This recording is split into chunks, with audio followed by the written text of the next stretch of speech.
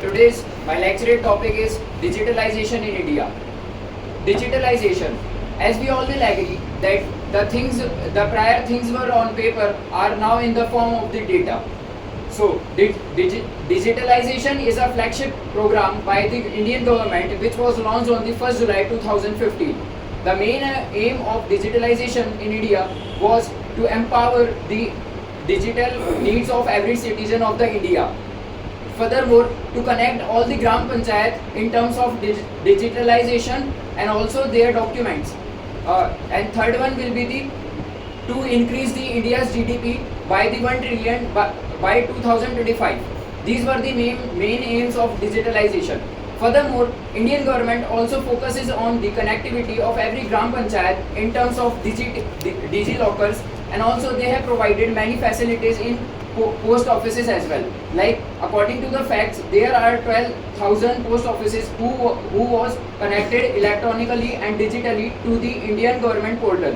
Whereas if we will talk about the terminologies of digitalization, so it is basically having the certain policies in terms of like Stand-up India, Startup India, Bharatmala, Sagarmala. These are the main initiatives by the government which has been contributed to the particular employments in the India. Furthermore, it has been significant influence in the youth as well, which has been provided certain innovative ideas and job opportunities for our Indian youth, which has been participated in certain campaigns as well. There has been several scenes in terms of innovative ideas that generated by these programs that has been given certain employment opportunities to our youth.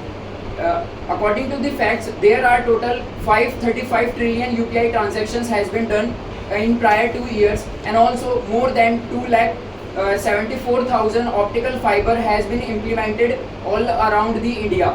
These are the major aspects which has been converted the certain revolution in terms of digitalization in India. Furthermore, we can see that we are also having the basic needs in terms of service centers, which has been providing the connectivity to the peoples of the rural area directly to the government portals.